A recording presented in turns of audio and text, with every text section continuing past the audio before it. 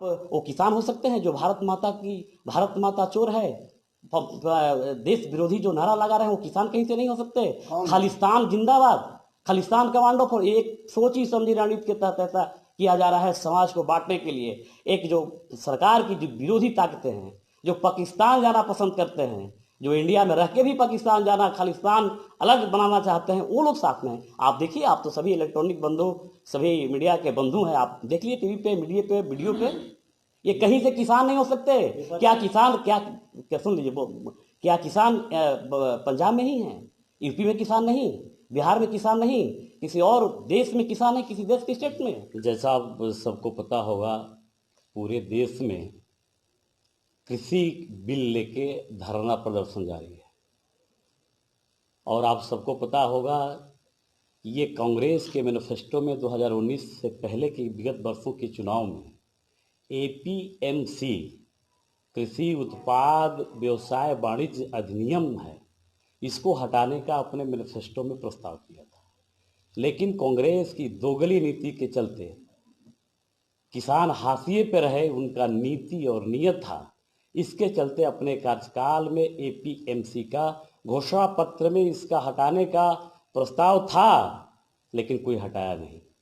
ये किसानों के हित के लिए, देश के किसानों की आमदनी दुगना करने के लिए आपके प्रधानमंत्री, आप सबों के प्रधानमंत्री, किसान के हितैषी, किसान के दिन रात और दुख सुख के सपनों के बारे में सोचने वाले प्रधानमंत्री का एक दिली इच्छा था और निश्चय प्रणीत था, एक मजबूत सरकार की देन थी कि किसानों के हित के लिए कृषि अमेंडमेंट बिल आया। कृषि अमेंडमेंट बिल में कहा जा रहा है कि एमएसपी खत्म हो जाएगी। MSP, minimum support price.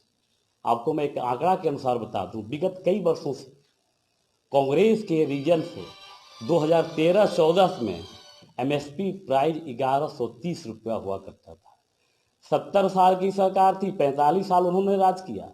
10 रुपया प्रति वर्ष किसान मिनिमम सपोर्ट प्राइस जो एमएसपी है उसमें लोग बढ़ाया नहीं, किसान के हित के बारे में नहीं सोचा।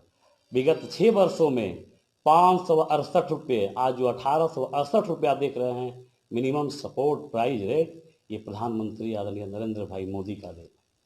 दूसरी बात, इस बिल में कहा जा रहा है कि एमएसपी हट जाएगी। खुले शब्दों में कह रहा हूँ, ये किसी अमेंडमेंट के खंड 5 में आप पढ़ के देख लीजिएगा। आप सबको पता भी होना चाहिए, पढ़ना भी चाहिए, लोगों को बताना भी चाहिए कि ये एमएसपी उस बिल के अमेंडमेंट में कोई हिस्सा नहीं, कोई उसका जगह नहीं है, ना उसको किसी तरह से छेड़छाड़ किया गया। तीसरी बात, इस अमेंडमेंट में आया, बीच में बिचौलिया था, हमें बताते हुए, ये जानकारी के लिए मैं बता रहा हूँ कि ये स्टेट पॉलिसी जो होता है किसान मंडी का होता है, ये भारत सरकार का नहीं होता।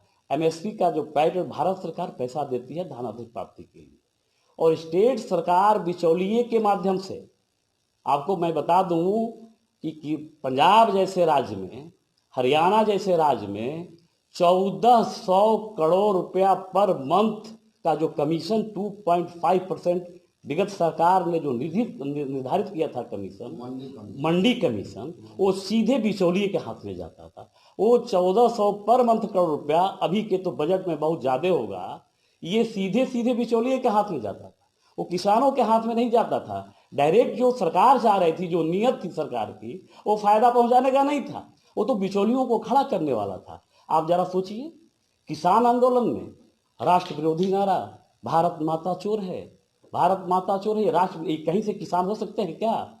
ऐसा धरना प्रदर्शन करने वाले लोग कहीं से किसान नहीं हो सकते हैं। इसके आड़ में समाज को तोड़ने की कोशिश की जा रही है। एक और बिल आया है, तीसरा, क्रॉप, ये कॉन्ट्रैक्ट फार्मिंग। कॉन्ट्रैक्ट फार्मिंग के बारे में हम समझ नहीं सकते, समझा नहीं सकते। अब सरकार चली गई है, आपके मैनिफेस्टो में था, हमने हटाया तो अब छाती पीट रहे हैं, अब कह रहे हैं कि नहीं, इसको हम ये गलत हो रहा है।